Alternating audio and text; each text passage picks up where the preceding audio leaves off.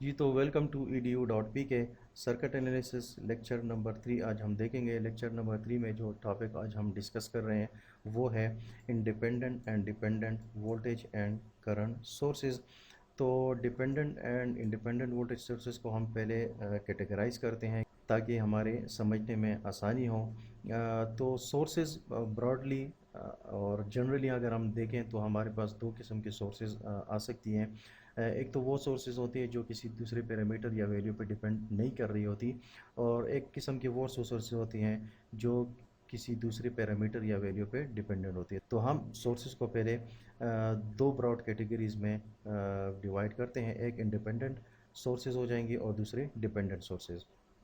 तो independent sources वो हैं जो किसी दूसरे पैरामीटर या वैल्यू पे डिपेंड नहीं करती, और इसी तरह डिपेंडेंट सोर्सेज वो सोर्सेज हैं जो किसी दूसरे पैरामीटर या वैल्यू पे डिपेंड कर रहे होते हैं। तो फर्दर अब हम इनको स्पेसिफाई करते हैं। सर्किट एनालिसिस में हम दो टाइप के सोर्सेज डिस्कस करते हैं, वो या वोल्टेज सोर्सेज होती है या करंट सोर्सेज होती हैं। तो इंडिपेंडेंट के अंदर भी ये दोनों सोर्सेज आ जाएंगी। इंडिपेंडेंट वोल्टेज सोर्सेज भी हो सकती हैं और इंडिपेंडेंट करंट सोर्सेज भी हो सकती हैं। इसी तरह डिपेंडेंट के अंदर भी हम देख सकते हैं कि वोल्टेज सोर्सेज डिपेंडेंट भी हो सकते हैं, इसी तरह करंट सोर्सेज भी डिपेंडेंट। अब हम इनकी नेचर के हिसाब से देखते हैं कि ये जो वोल्टेज सोर्सेज हैं या करंट सोर्सेज हैं, क्या इनकी वैल्यूज़ जो है वो कांस्टेंट है या वेरिंग है, यानी ये डीसी हैं या एसी हैं। तो हर एक वोल्टेज हो या करंट सोर्सेज हो, चाहे वो इंडिपेंडेंट के कैटेगरी में आते हैं या डिपेंडेंट की कैटेगरी में आते हैं, उनको हम फर्दर डिस्ट्रीब्यूट कर सकते हैं दो टाइप्स में, कि या तो वो नेचर में एसी होंगे या डीसी होंगे। ठीक है, तो इसी तरह करंट सोर्सेज के नीचे भी हम एसी और डीसी लिख लेते हैं, और इसी तरह डिपेंडेंट की तरफ भी हम वोल्टेज और करंट सोर्सेज दोनों के नीचे हम डीसी करंट सोर्सेज और एसी करंट सोर्सेज लगा देते हैं। तो इसके बाद अब मैं इनको कंबाइन करता हूँ। ठीक है, ये नहीं कितने टाइप्स की बन जाएंगी, 1 2 3 और ये 4 बन जाएंगी। ठीक है, डीसी वोल्टेज सोर्स और एसी वोल्टेज सोर्स, इसी तरह डीसी करंट सोर्स और एसी करंट सोर्स आ जाएंगे डिपेंडेंट इंडिपेंडेंट की कैटेगरी में, और इसी तरह DC voltage source, AC voltage source, DC current source और एसी करंट सोर्स ये आ जाएंगे इसकी कैटेगरी में, डिपेंडेंट की कैटेगरी में। तो मैं इनको कंबाइन करता हूँ ताकि समझने में और भी आसानी हो जाए। ठीक है, तो इंडिपेंडेंट के नीचे हमारी चार सोर्सेज आ गए, DC voltage source, AC voltage source, DC current source और एलसी करंट सोर्स। इसी तरह डिपेंडेंट के नीचे भी हमारे पास चार सोर्सेज आ गई, DC voltage source, AC voltage source, इसी तरह डीसी करंट सोर्स और एसी करंट सोर्स।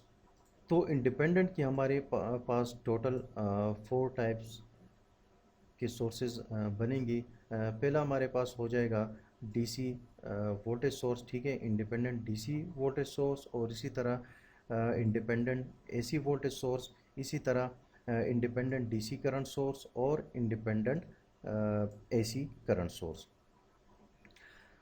अब इंडिपेंडेंट की को फर्दर हम कैटेगराइज नहीं कर सकते क्योंकि ये किसी और वेरी या पैरामीटर पे तो डिपेंड करती नहीं है। ठीक है, इसके बाद हम नेक्स्ट क्या करेंगे, डिपेंडेंट को फर्दर कैटेगराइज करेंगे कि आया वो डिपेंडेंट है तो वो किस वैल्यूज़ या किस पैरामीटर्स पे डिपेंडेंट है, या किस वैल्यूज़ से हम इनको कंट्रोल कर रहे हैं। तो इसी लिहाज से डिपेंडेंट सोर्सेज को हम कंट्रोल सोर्सेज भी कहते हैं। उसके नीचे हमने वो बेसिक कैटेगरीज लिख ली कि DC voltage source, AC voltage source, इसी तरह डीसी करंट सोर्स और एसी करंट सोर्स। अब इंडिपेंडेंट में हमने 4 कैटेगरीज पढ़ी थी। ठीक है, अब इसके नीचे दो और फर्दर कैटेगरीज बनेंगी और टोटल हमारे पास 8 टाइप की डिपेंडेंट सोर्सेज क्रिएट होंगी। तो हमने कंट्रोल सोर्सेज की बात की, कंट्रोलिंग वैल्यूज़ की बात की, तो हम डीसी वोल्टेज सोर्स या एसी वोल्टेज सोर्स, इसी तरह डीसी करंट सोर्स और एसी करंट सोर्सेज को हम इनको करंट से भी कंट्रोल कर सकते हैं, करंट की वैल्यू से भी कंट्रोल कर सकते हैं, और इसी तरह हम इनको वोल्टेज की किसी वैल्यू से भी कंट्रोल कर सकते हैं। लिहाजा हम हर एक के नीचे दो कैटेगरीज और लिख लेते हैं, वो क्या है, करंट कंट्रोल और वोल्टेज कंट्रोल। तो इसी तरह एसी वोल्टेज सोर्स के लिए भी ये दो कैटेगरीज आ जाएंगी, डीसी करंट सोर्स के लिए भी ये दो कैटेगरीज, और इसी तरह एसी करंट सोर्स के लिए भी ये दो कैटेगरीज हो जाएंगी कि आया हम इन सोर्सेज को या तो वोल्टेज से कंट्रोल करेंगे या तो करंट से कंट्रोल करेंगे। तो हमारे पास जो 8 टाइप्स की सोर्सेज बनेंगी, वो कौन सी होंगी? 4 वोल्टेज सोर्सेज होंगी और 4 हमारे पास होंगी करंट सोर्सेज, और वो इनमें से हर एक या तो करंट पे कंट्रोल होगा या वोल्टेज पे कंट्रोल होगा। तो हम वोल्टेज सोर्सेज को पहले देख लेते हैं कि पहला सोर्स हमारे पास बन सकता है voltage controlled DC voltage source, और इसी तरह हमारे पास दूसरे बन सकता है voltage control AC voltage source. तो ये दो हमारे पास सोर्सेज के टाइप्स आ गए डिपेंडेंट की। इसी तरह करंट कंट्रोल हम कह सकते हैं डीसी वोल्टेज सोर्स, ठीक है, यानी अब करंट से कंट्रोल हो रहे हैं डीसी वोल्टेज सोर्स, और इसी तरह करंट से कंट्रोल हो रहा है कौन सा? AC voltage source. तो ये 4 टाइप्स हमारे वोल्टेज के अंदर आ गई, ठीक है, और चार टाइप्स हमारी अब आएंगी करंट के अंडर। वो कौन सी होंगी? वोल्टेज से कंट्रोल अगर हम करें डीसी करंट सोर्स को, तो voltage control DC current source हमारे पास आ सकता है। इसी तरह voltage control AC current source हमारे पास आ सकता है। इसके बाद दो कैटेगरीज और रहती हैं, एक हो जाएगा current control DC current source, और दूसरा हो जाएगा current control AC current source. तो ये हमारे पास इंडिपेंडेंट और डिपेंडेंट की कैटेगरीज या टाइप्स आ गई कि हमारे पास कितने टाइप्स की वोल्टेज या करंट सोर्सेज आ सकती हैं। अब नेक्स्ट हम इनको कंपेयर करते हैं। पहले हम कंपैरिजन करते हैं इंडिपेंडेंट वोल्टेज और इंडिपेंडेंट करंट सोर्सेज को। तो अब हम कंपेयर करते हैं इंडिपेंडेंट वोल्टेज सोर्सेज को और इंडिपेंडेंट करंट सोर्सेज को कि इन दोनों में क्या डिफरेंसेस हैं या क्या सिमिलरिटीज़ हैं। तो पहले पॉइंट की तरफ आते हैं। पहला पॉइंट यह है कि इंडिपेंडेंट वोल्टेज सोर्सेज वो सोर्सेज हैं जो कम्प्लीटली इंडिपेंडेंट होता है कि कितना करंट इसमें से फ्लो कर रहा है, ठीक है। और इसी तरह इंडिपेंडेंट करंट सोर्सेज वो हैं जो कि कम्प्लीटली इंडिपेंडेंट होते हैं कि कितनी वोल्टेज इसके अक्रॉस डिवेलप हो रही है। तो इस सर्किट में हम देखते हैं यहाँ पे एक वोल्टेज सोर्स है, ठीक है, और एक करंट सोर्स है, और इसी तरह 3 रजिस्टर्स लगे हुए हैं जिनके अक्रॉस वोल्टेजेस डिवेलप हो रही है V1, V2 और V3। तो इस अ, तो इन सोर्सेज को अगर आप देखें तो ये टोटली इंडिपेंडेंट है, क्योंकि इनके साथ कोई ना कोई दूसरा पैरामीटर है, ना कोई इनके साथ दूसरा वेरिएबल अटैच है जो कि ये शो कर रहा हो कि ये वोल्टेज सोर्स या ये करंट सोर्स जो है वो ये सर्किट में किसी और वेरिएबल्स पे डिपेंड कर रहा है। तो नेक्स्ट जब हम डिपेंडेंट वोल्टेज सोर्सेज और डिपेंडेंट करंट सोर्सेज कंपेयर करेंगे तो ये बात और भी क्लियर हो जाएगी कि ये कैसे इंडिपेंडेंट वैल्यूज़ हैं। क्योंकि आप देखें कि सर्किट में कहीं पे भी कोई वैल्यू आप चेंज कर दें, अगर ये रजिस्टर 8 ओम है और इसको आप 10 ओम कर दें, या ये अगर आपके पास 4 ओम है और इसको आप 16 ओम कर दें, तो इस वैल्यू से ये वोल्टेजेस चेंज होंगी। इस वोल्टेज पे कोई इफ़ेक्ट नहीं पड़ेगा, ना इस करंट की वैल्यू पे इफ़ेक्ट पड़ेगा। इसकी जो वैल्यू है वही रहेगी। लेट सपोज अगर वोल्टेज की वैल्यू 10 वोल्ट है तो ये 10 वोल्ट ही रहेगी, और इसी तरह अगर करंट की वैल्यू 3 एम्पेयर है तो करंट सोर्स की ये वैल्यू 3 एम्पेयर ही रहेगी।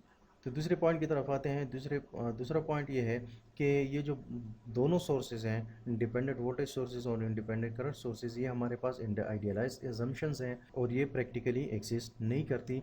क्योंकि प्रैक्टिकली आपने देखा होगा कि अक्सर आप मोटर ऑन करते हैं या एयर कंडीशन ऑन करते हैं तो इनके साथ आपकी जो लाइट बल्ब्स हैं या फैंस हैं वो थोड़े से डिम हो जाते हैं। वजह ये है कि ये जो बल्ब हैं या फैंस हैं इनकी जो वोल्टेज है वो इस वक्त डिपेंड कर रही होती है मोटर या एयर कंडीशन के करंट्स पे कि वो कितने करंट्स ड्रैग करती हैं। तो बिल्कुल स्टार्टअप में मोटर हो या एसी हो ये बहुत ज़्यादा करंट ड्रैग करती है, इस वजह से आपके वोल्टेजेस पे इफ़ेक्ट पड़ जाता है। तो इसका मतलब ये हुआ कि ये हमारे पास आइडियलाइज्ड है। इन द रियल यानी रियलिटी में क्या होता है कि रियलिटी में आपके जो वोल्टेजेस हैं वो आपके करंट्स पे डिपेंड कर रहे होते हैं, या इस तरह बाज़ करंट्स जो है वो आपकी वोल्टेज पे डिपेंड कर रही होती है। तो नेक्स्ट अब हम इनके सिंबल्स देखते हैं कि इंडिपेंडेंट वोल्टेज सोर्सेज को हम कैसे रिप्रेजेंट करते हैं और इंडिपेंडेंट करंट सोर्सेज को हम कैसे रिप्रेजेंट करते हैं। तो सबसे पहले देखते हैं इंडिपेंडेंट वोल्टेज सोर्सेज को। तो वोल्टेज सोर्सेज को हम इन सिंबल से रिप्रेजेंट करते हैं, और प्लस और माइनस इनके साथ हम लाजमी इसलिए लिखते हैं ताकि हमें पोलरिटीज़ का पता हो कि कौन सी पोलरिटीज़ इसके साथ अटैच हैं। यहाँ पे फिगर ए और फिगर बी में हमें डीसी वोल्टेज सोर्सेज दिखाए गए हैं। ये बैटरी का सिंबल है, तो इसमें जो लॉन्ग लेग है ये प्लस पोलैरिटी को रिप्रेजेंट करता है और ये जो शॉर्ट लेग है ये रिप्रेजेंट करता है नेगेटिव पोलैरिटी को। तो अगर ये पोलैरिटीज़ ना भी हो तो हम इनसे भी पता लगा सकते हैं कि पोलैरिटीज़ इस वक्त वोल्टेज ही क्या है, ठीक है। और इस फिगर सी में आप देख सकते हैं कि एक साइनोसाइडल सा सिंबल भी इसमें ऐड किया गया है, तो इस ये रिप्रेजेंट करता है एसी वोल्टेज सोर्स को, कि ये एसी वोल्टेज सोर्स है। इसी तरह करंट सोर्सेज को हम ऐसे ही रिप्रेजेंट कर सकते हैं कि सर्कल है, ठीक है, सर्कल के अंदर एक एरो लगा देते हैं। इस ये एरो जो है आपकी करंट को डायरेक्शन को रिप्रेजेंट करता है, चाहे अपवर्ड है या डाउनवर्ड है, ठीक है। इसी तरह तो ये हमारे पास डीसी करंट सोर्स हो, इंडिपेंडेंट डीसी करंट सोर्सेज हो गया। और इंडिपेंडेंट एसी करंट सोर्सेज को हम रिप्रेजेंट करने के लिए फिर यहाँ पे एक साइनोसाइड का एक सिंबल इसमें लगा लेते हैं ताकि डिफ्रेंशिएट हो कि ये एसी की बात हो रही है या डीसी की बात हो रही है। इसके बाद हम कंपेयर करते हैं डिपेंडेंट वोल्टेज सोर्सेज और डिपेंडेंट करंट सोर्सेज को। तो डिपेंडेंट सोर्सेज चाहे वोल्टेज हो या करंट सोर्सेज हो, दोनों में ये बात कॉमन है कि ये किसी ना किसी दूसरे पैरामीटर्स पे, सर्किट की दूसरी पैरामीटर्स पे डिपेंड कर रहे होते हैं और वो पैरामीटर्स आपकी करंट्स और वोल्टेजेस होती हैं। तो पहला सर्किट हम यहाँ पे देखें तो इस सर्किट में यहाँ पे इस एलिमेंट की जो वोल्टेज की वैल्यू है वो कितनी है 5V2। इस अब देखें 5 के साथ एक और वेरिएबल है V2 जो कि कहाँ पे अपेयर हो रहा है, वो इस एलिमेंट के अक्रॉस अपेयर हो रहा है। इसका मतलब ये है कि ये एलिमेंट जो है इसकी वोल्टेज डिपेंड कर रही है किसकी, इस एलिमेंट के वोल्टेज पे। वो कितना है 3 वोल्ट है। तो यहाँ पे वैल्यू क्या हो जाएगी 5 इंटू 3, यहाँ पे इसकी वैल्यू क्या हो जाएगी, क्या कितनी वोल्टेज यहाँ पे होनी चाहिए, यहाँ पे होनी चाहिए 5 इंटू 3 15 वोल्ट यहाँ पे होनी चाहिए।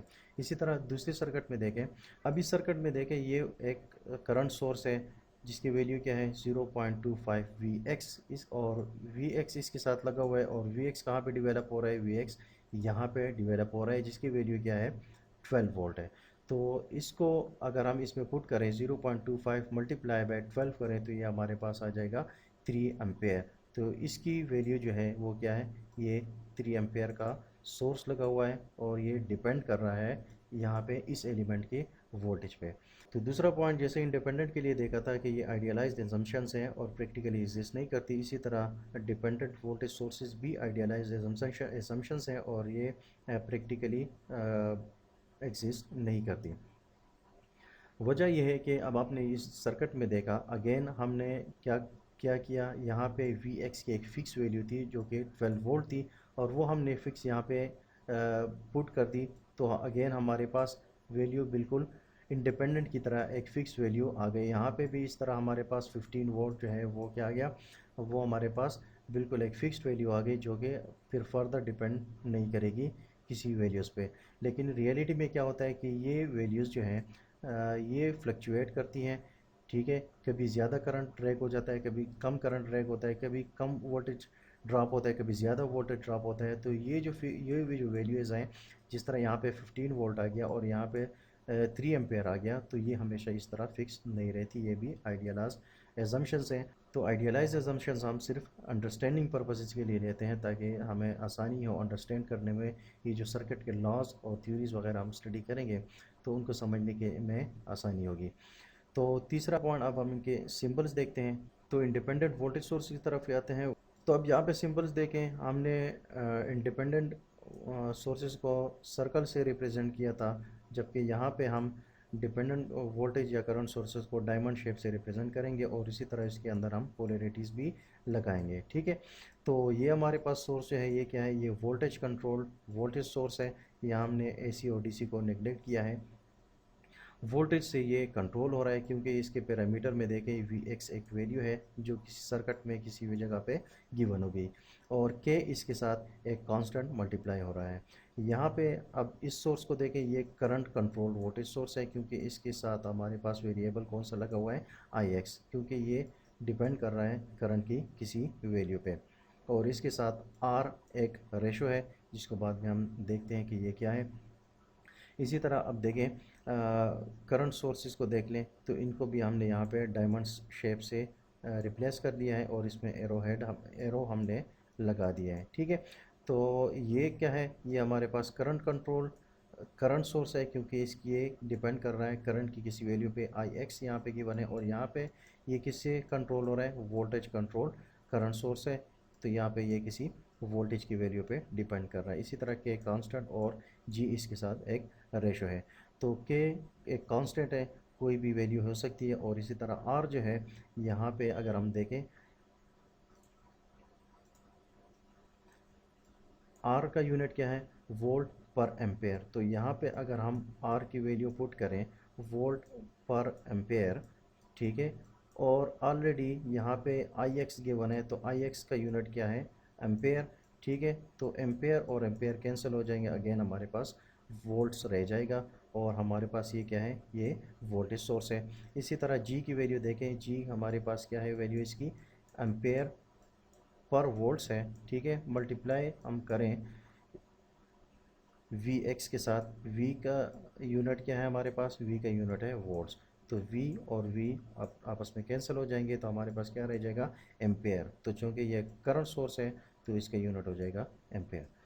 तो ये थी हमारी डिस्कशन डिपेंडेंट और इंडिपेंडेंट वोल्टेज और करंट सोर्सेज पे।